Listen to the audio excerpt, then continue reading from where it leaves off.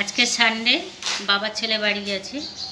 আজকে স্পেশাল দেখো ছেলের জন্য বাবা কিনে এনেছে। এই যে বসে রয়েছে পাশে একজন, কখন কাটবো দেবো খেতে, তাই মানে এত ভালোবাসে ওয়াটারমেলন খেতে কি বলবো। সবারই ভালো লাগে, আমাদেরও ভালো লাগে, শুধু ওর নয়, তবে ও খুব পছন্দ করে। তো সানডে ছাড়া তো হবে না, তাই বাবা বাজারে গিয়ে কিনে নিয়ে এসছে।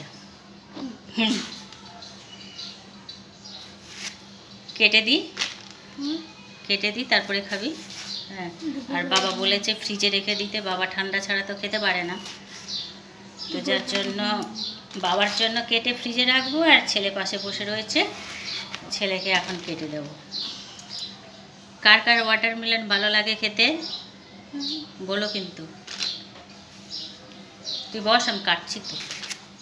দুপুরবেলা খাবো, এখন ভাত খাওয়ার পরে। ভাত খাওয়ার পরে খাবে, এখন খাবে না আবার? ভাত খাওয়ার পরে খাবো। ভাত খাওয়ার পরে খাবি? হ্যাঁ ঠিক আছে, আমি কেটে রেখে দিই, তাহলে ভাত খাওয়ার পরে ওয়াটারমেলনটা খেয়ে নেবে। ঠিক আছে? তরমুজটা তুমি তো তরমুজ বলো না, তুমি তো বলো ওয়াটারমেলন।